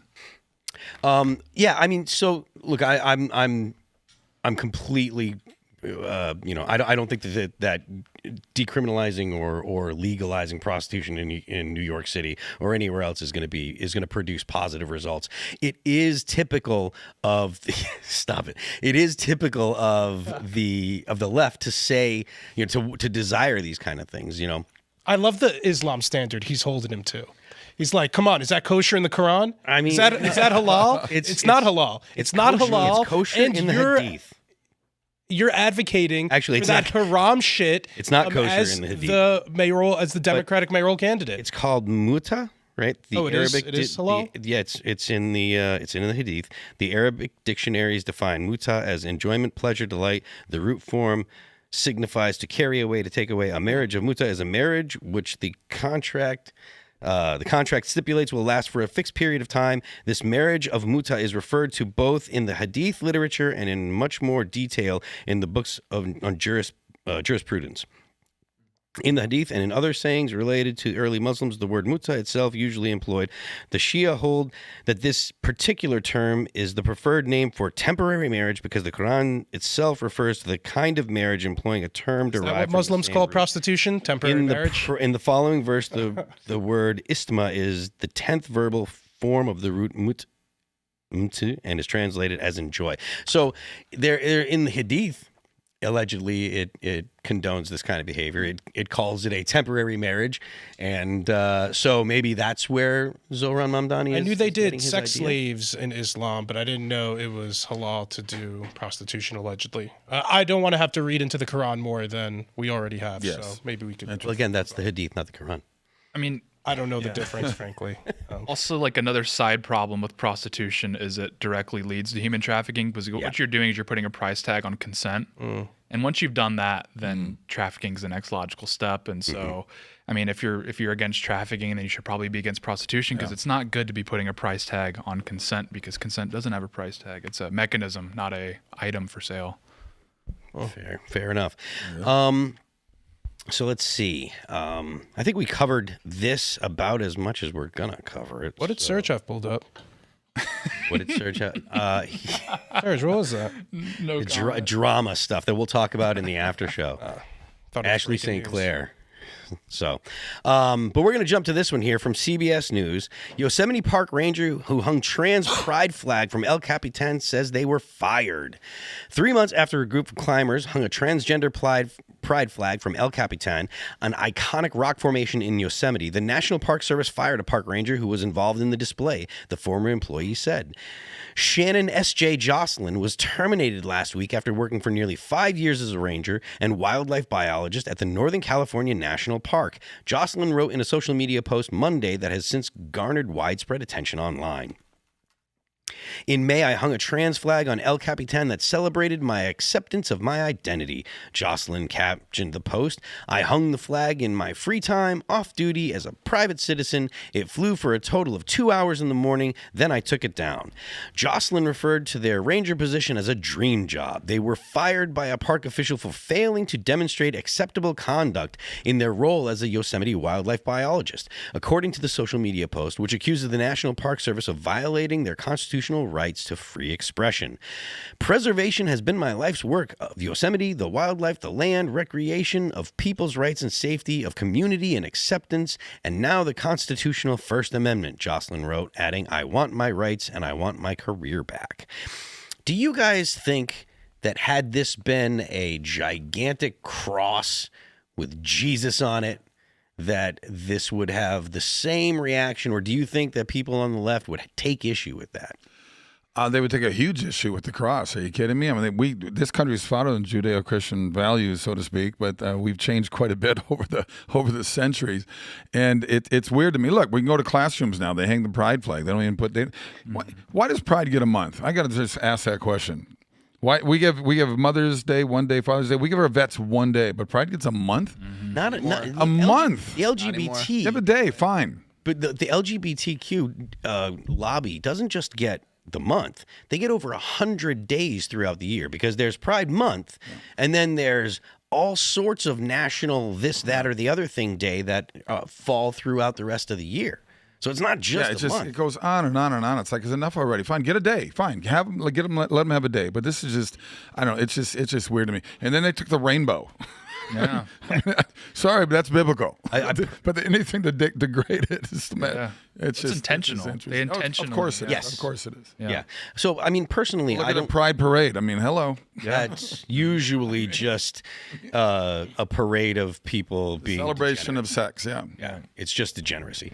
Because you never see, or very rarely is it not loaded with either half or fully naked adults. And they perform thinking, sexual acts. Yeah. I've seen the photos and videos people have sent. I'm going, you got to be kidding me. And look, there's something that is wrong with making sex your identity, right? Like your whole, when it comes to people in the LGBTQ lobby or whatever, their entire identity, their whole personality is wrapped around who they want to have sex with. Yeah. And that's the entire person. It becomes all consuming. There's this impulse on the left to center people on the margins, and the LGBTQ ideologies are always on the margins. And so they want to be centered. They want to be focused on. And this is something I've said a lot, but we need to reject the idea of centering the margins. You don't want to center the margins. You want to focus on the normal people. And yes, I'm going to use the phrase normal. You want to focus on the normal people that have normal marriages, man and a wife, and that want to have a normal family, because that's what will carry on the society that you live in. Yeah. If you have people that have alternative lifestyles, you can have a society that makes room for them. But the idea that they should be celebrated is actually a terrible idea, because it takes the focus off of the normal family, which again is what will continue your society. If you care about, just if you're making an economic argument, if you care about a tax base, then you need to have your next generation be as big or bigger than the one that you're in. And we have fallen so far behind. We're in the negative growth. I mean, it's looking like, I think Tim was saying the other day that it's something like Gen Alpha has to have 4 kids to have enough children to carry on society. Has that wise been out recently? I will take. I wouldn't even venture a guess personally. Could be.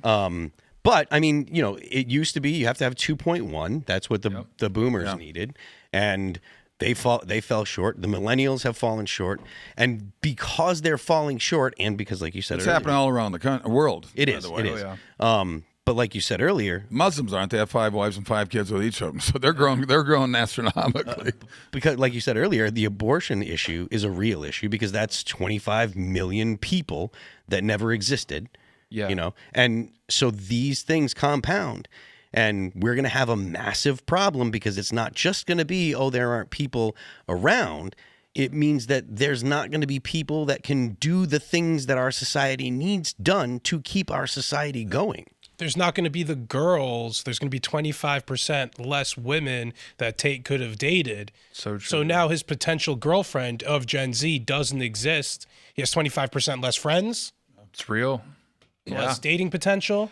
On the dating market. Just like with stuff like this, I think you should just be inherently skeptical of anything that's promoting something that kills your bloodline. Abortion, like homosexual parades or whatever. It's like, look, tolerance is one thing, but like celebration of something that's actually kind of tragic, I just don't see this as beneficial for Americans in any way, because we already have such a culture of nihilism, especially with Zoomers, that by just reemphasizing and recentering human behavior that kills your bloodline, that extinguishes your family lineage, I mean, that's a very sad thing. And I mean, especially we see with abortion, I mean, it's just nonstop promotion of it. And it's like, how is this beneficial to recenter something so anti-human and anti-birth and anti-natal, I guess is the word to use? I think humanity's best chance of overcoming this birth rate deficit. Well, it actually depends on where you look at, because they don't have birth deficits in India or Nigeria. They do in India now. Now they do, really, in India? It's getting to the point where the third world is now cratering in birth rate. If we want to, I think if we want to reverse this issue, particularly in the West, the key to doing so is going back to religiosity. If you're looking for the groups of people in our country right now that are still reproducing at over replacement rates, it's our people who are religious. It's random Amish communities throughout the country. It's Orthodox Jewish communities. Mm-hmm. These communities have like 6, 7, 8, 9 kids. All of the women do. And religiosity trends towards having more children. As we get more secular, we have less. So I think that's the major trend. Doesn't that require belief? It does. Because part of the reason why society, modern secular society, doesn't have the same type of faith is because science has actually answered a lot of things that were not answered before. And if you couldn't answer the questions, people would say, well, maybe it's God, or we don't understand. Not to say that there is no room for God in a secular or in a modern society, but that is going to inevitably make people say, well, if we can actually figure these things out, maybe God isn't real. Nobody thinks, lightning is God anymore. Nobody thinks that the sun coming up and going down is because God wills it. Don't do it. The point that I'm making is, with a modern society like we have, a lot of those questions are answered. And so I do think that the lack of religion leaves basically a God-shaped hole in people's lives. But I also think that people are reluctant to fill it with religion because they feel like, well, that's old, that's the questions have been answered, science has answered that. And so I think that's a significant reason as to why, and I'd be interested in what you guys think of that. Interesting. I did a documentary that's coming out. It's called Against the World, and I did it with John Lennox. John Lennox is a very famous. John Lennox is amazing. Yeah. He's an apologist, retired math professor from Oxford University. We shot 3 weeks in Oxford, 2 weeks in Israel. and it's called Against the World. It's about proving God in a world of science. And I call it apologetics for dummies like me, because he's amazing and he's brilliant. And I think anybody and everybody should watch this. You don't have to be a person of faith to watch this, just to listen to what he has to say. And you'll see clips of him debating Singer and Dawkins and Hitchens, really world famous atheists. And he kills them with kindness, is what he kills them with more than anything else. And it's just pretty fantastic. I want people to check it out. It's coming out later this year, and it's called Against the World. And it's, I look at the stars at night and I go, well, somebody made this and it wasn't me, and that's where I believe there's a God, there's an intelligent design behind this, because I could look at this desk right here and they go, where do you think this came from? Somebody made it. And I go, well, exactly. I don't have all the answers either. But if I look at infinity, that it just goes forever, and there's billions of galaxies out there or something, it's pretty mind-boggling to think that it just happened. I don't have all the answers, but to me, I believe there's a higher power that created all this. Yeah, I totally agree. John Lennox is brilliant. Richard Dawkins debate, that's like the biggest phenomenal. It's phenomenal. Philosophical beatdown. John Lennox is the GOAT.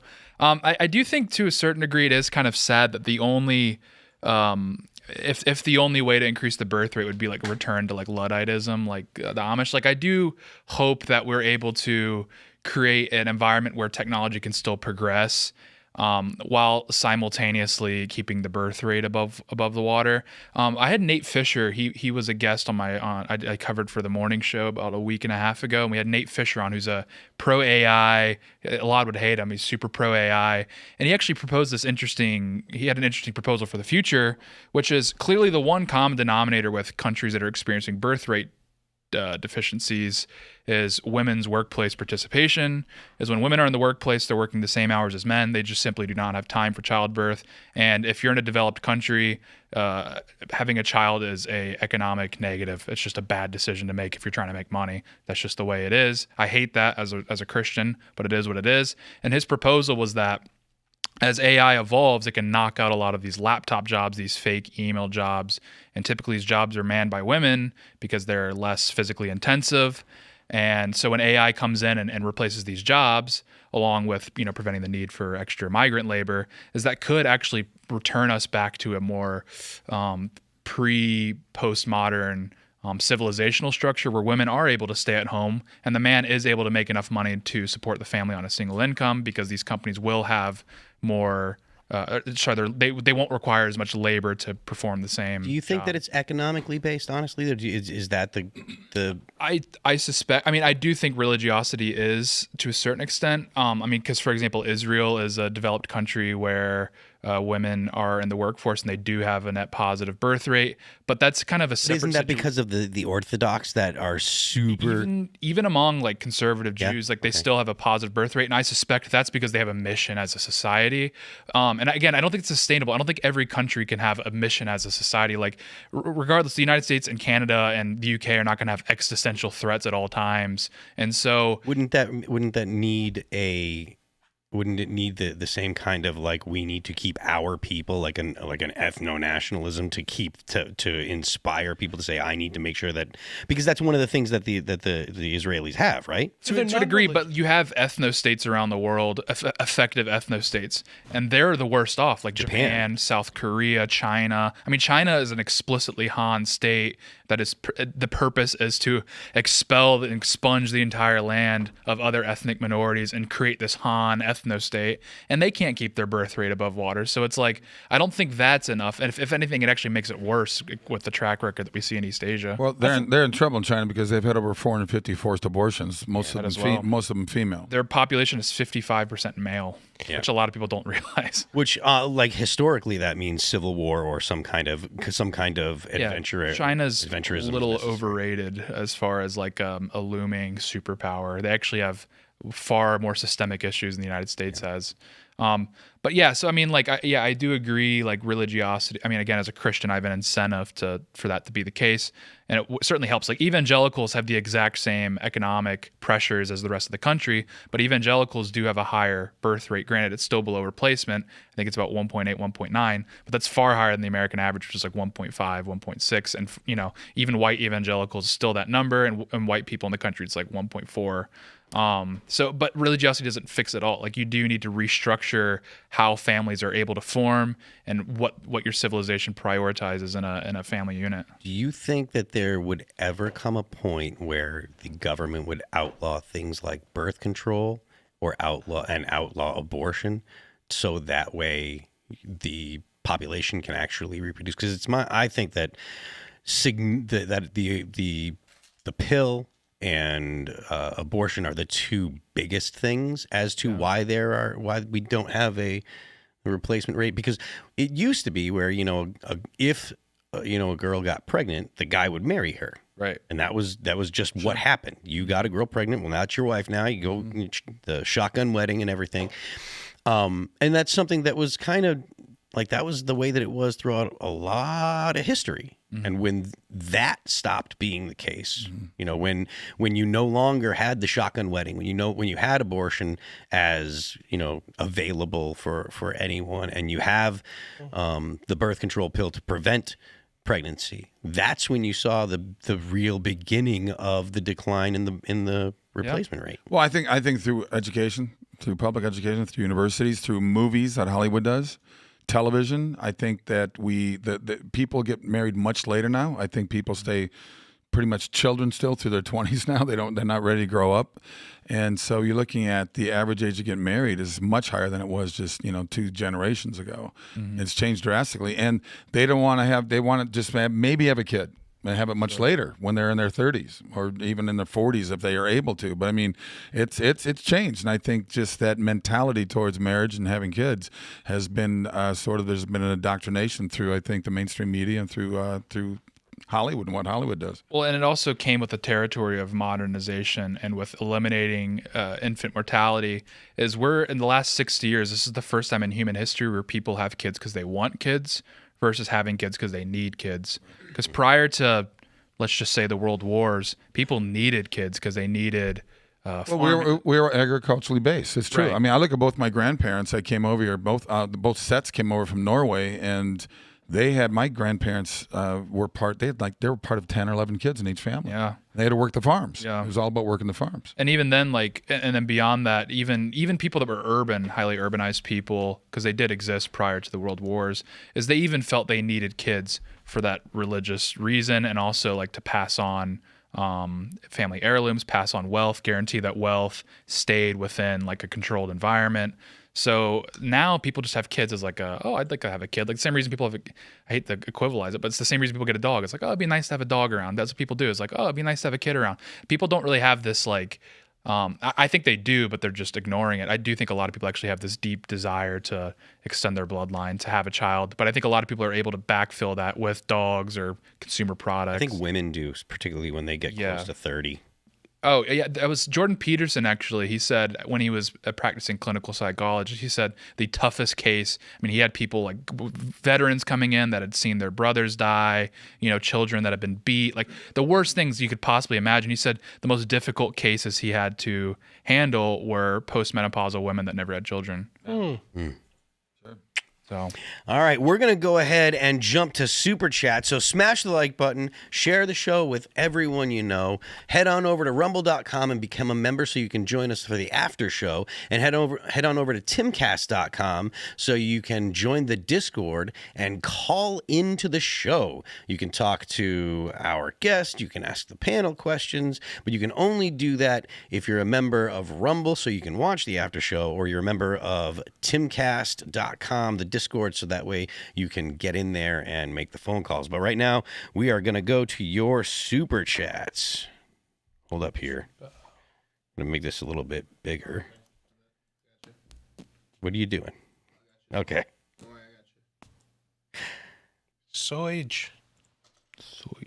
Ron Quay, MTB, says, Phil, you need to start wearing a beanie already. What, you don't like the brim of my hat? No, this is my jam, man. Dude, earlier I saw you sitting in that seat without the hat, and I thought you were Tim without the beanie. No, well, I swear to God, I thought it was the same bald head. No, Tim and I look different. All you bald people look alike. They're all just a bunch of thumbs. That's it. All these in black shirts. That's right. Let's see. KS Corey says it would be nice to see all the stuff about our history that the Smithsonian has been hiding for 100 years, like giants. Real Nephilim. Release the Nephilim files. God. Enough about Epstein. Release the Nephilim files. We know that we found some in Afghanistan. You know, we heard we brought them over in our big helicopter. Like, let's see them. I know they're out there. I don't buy it. And we could put them in the NBA possibly. I'm not buying it. Memphis Grizzlies need another center, and Zach Edey's not enough. We need more. So maybe we need a Nephilim. I don't know. I'm just spitballing here. AK Storm 49 says, Tate, Sir. you were trashing Alaska while talking about the Putin-Trump meeting. Ask Tim how gorgeous Anchorage was while he was there. Plus, they meet at JBER, which is gorgeous and busy. Look, Anchorage is...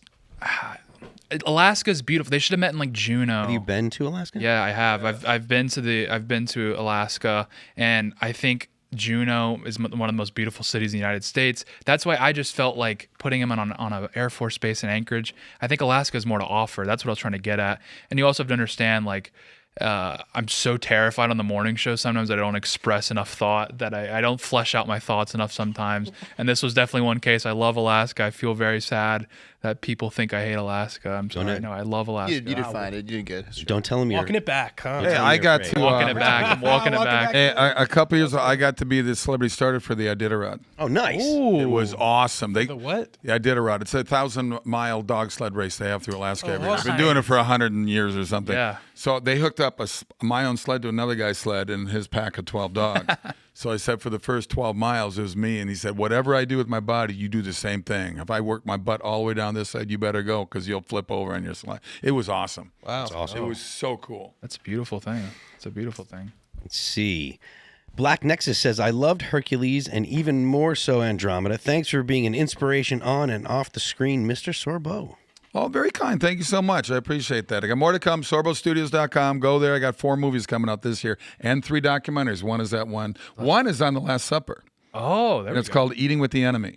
It's pretty interesting. I'm It's with intrigued. Brent Miller's company, Ingenuity Films, a very, very good company. Let's go. Awesome.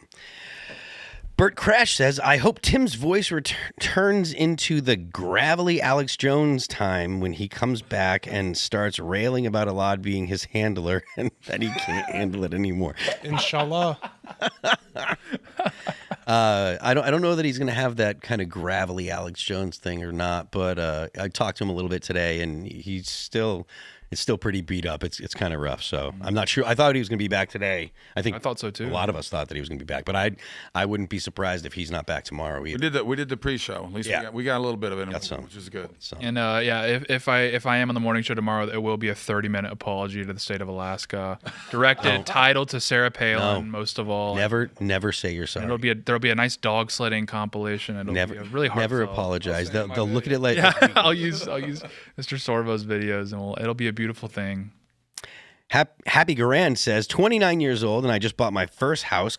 Ordered some cast brew to celebrate. Congratulations! Oh, Let's hear that. That's great to hear that there are some people in their 20s that can afford a home. defying the odds. Yeah, Great work, King. Keep it Good up. job. All right, let's see. Waffle Sensei says, Kevin, how was it working with Mercer in the Mythica series, and do you think Hollywood could succeed doing that for classic style of filmmaking? Yeah, if they had the budget for that, we did. It was five movies, kind of a part of the poor man's sort of. What am I thinking of? Poor man's version of Lord of the Rings, but it was cool. We shot in the mountains in Provo, Utah, and it was pretty cool. I played sort of the Gandalf type character in it, but it was good. I think that idea would be great if you get a bigger budget with it. They did a great job. They did a great job putting it together, and you can get the 5-part. It's 5 movies. You can get it on one DVD section. It's pretty cool. DVDs are dying, but it's out there. Hey, It's out there. still a big market. I still have them. Yeah. All right, let's see. Tyrant God says, happy to see Hercules back on the show. Grew up watching the legendary journey, and as a kid, it showed me a good man stands up for what is right. P.S. My username is inspired by Hercules and God of War. That's awesome. I did the voice of God of War 3. Yeah. It's so funny. There's a thing called Gen Con in Indianapolis. I still do about 5 or 6 Comic-Cons a year because of Hercules and Andromeda. I was in Prague last year in one of them. It's pretty cool. That's cool. And so Gen Con's in Indianapolis, I must have signed 500 of these God of War 3s. And every guy came up and said, dude, you're awesome. I'm sorry I had to kill you, but it was really cool. It is cool. My band was in a video game called Guitar Hero 2, and kids would come up with the controller, this guitar stuff, and we'd have sign it. So it's super flattering when people bring that kind of stuff up, and they're just like, So that's awesome to hear. Let's see. Mythos671 says, in Afghanistan, we had them dip their thumb in long-lasting ink when they voted, so they couldn't vote twice. They did the same thing in Iraq, right? They had the green.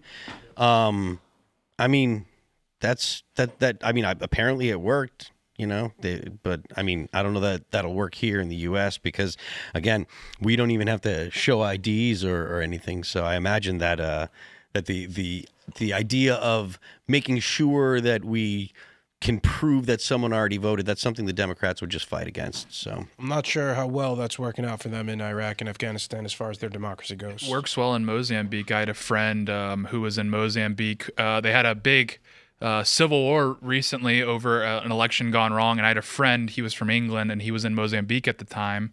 And the day of the election, a police officer asked if he wanted to vote for $5, and he was about to until they made him They wanted him to put his finger in ink, and he knew he'd not be able to get out of the country if he did that because it would have stained for months at a time. So Mozambique is working pretty well. There you go. Yeah, and besides the Civil War, obviously, I don't think it's correlated, but. I identify as tax exempt. Says Republicans are red, Democrats are blue. No matter what you choose, you get Dick Cheney.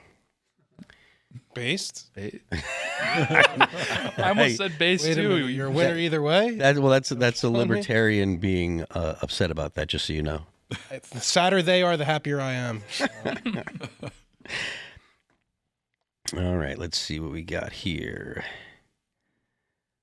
Fuck It Button says, I get the blaming California mentality, and it's not wrong, but by far the biggest problem is insane, rabid, native-born Texan leftists.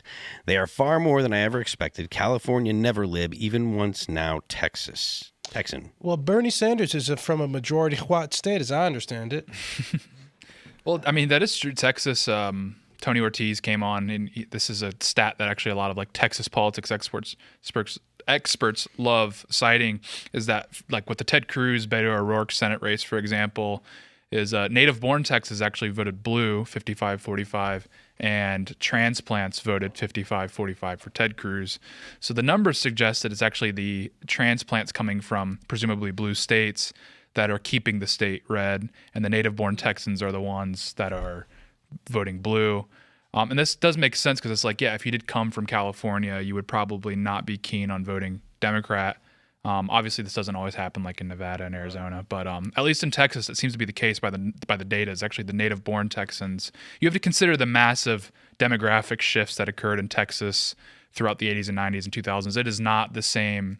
It's not the same demographics that you had in the 80s. That was. Your cowboys and that sort of thing. I think there's also something to the over-inclusivity of what it means to be whites. Whites in Vermont are different from whites in West Virginia, are different from whites in Pennsylvania, are different from whites in Illinois. They came from different backgrounds, have different values, are different versions of Christians. Right. I mean, the downstream effects of that, it is over-inclusive to just say, white people, and they all think the same, and they're all Americans in the same way. I do think they're broadly homogenizing. I think white voters are now more impacted by their environment. I think white voters in New England, the reason they are so democratic is because they're not typically exposed to the result of their policies like people in larger states like Ohio, Illinois. If for example, diversity, when you import a bunch of immigrants, people in states with high-powered economies are going to feel that a lot heavier than if you're in Vermont where it's 98%. I think American. it's downstream effects of where they immigrated to, as I believe north in the New England area was mostly from England. In Pennsylvania, as I understand, there were a lot of Germans who came over, and these are different pockets of different whites.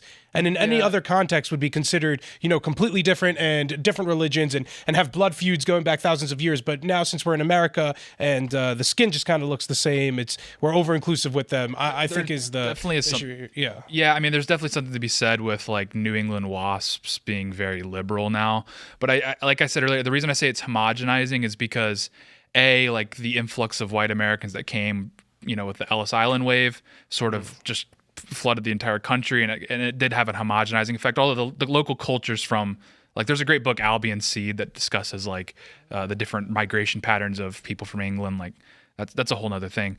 But like New England, for example, the majority of whites in New England now are Irish and Italian, from New Hampshire to Massachusetts to Connecticut. So it's like, okay, yes, the WASPs did shape the culture there, and the culture to this day does still reflect that kind of early WASP heritage, but the vast majority of whites there don't trace the majority of their lineage to that, and that's broadly the case across the country now. I mean, the South, okay, yes, the Scots-Irish influence is still there, but whites are becoming more of a monolith, and they're moving around a lot too. Yeah. Like, I mean, it maybe 100 years ago that would 100% be the case, but those sort of migration patterns are starting to become less relevant as the country becomes more jumbled, and like I said, the Ellis Island waves of migration as well. Michael Thompson says, something you didn't know about the trucking story from yesterday. The company he was driving for had been shut down and had merely changed numbers and physical addresses before restarting. No change. So this, I think, is why you need to expropriate their property if they're hiring illegals. Take their stuff and sell their stuff to other people and throw them in jail for hiring illegal aliens. Did you see the trucking story? I did not. It was crazy. It was in Florida. There was a illegal immigrant trucker from India. Oh no, I saw that. And he just U-turned. He tried to take a U-turn in the middle of a freeway. Killed 3 Americans. Yeah. Kill 3 people. No, I saw that, and his reaction was like, "When something hit me, Yeah. just turn around." No, I did see that. Yeah. Yeah, horrible. It was a California issued CDL. Go figure. Yeah, So it's unbelievable. it's terrible, and we need to do something to make it difficult for illegals to live here. And I think that one of the things that Democrats say all the time is, why don't you ever go after the people that hire them? Well, guess what? I think we should. I think we should take their shit. I think we should throw them in jail, take their business, take their property. Because they know what they're doing. They know they're hiring. Look, people. The majority of people coming across the last 4 years, or every year, they want to be in America, and I get it. And they're good people. The majority, they're still breaking the law. Yeah. You're still breaking the law. Come across legally. Yeah. My grandparents did. Just come and do the legal thing. It's weird to me. It's and people are all upset about that what we're taking. I was in. Who was the female Governor Jan, Arizona years ago? What was her name?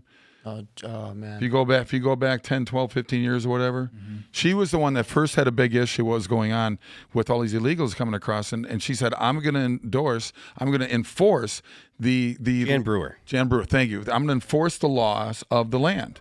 And there was a woman that had a 180. I was a fan. I said, yeah, we should. She goes, we should have open border. I said, no, we shouldn't.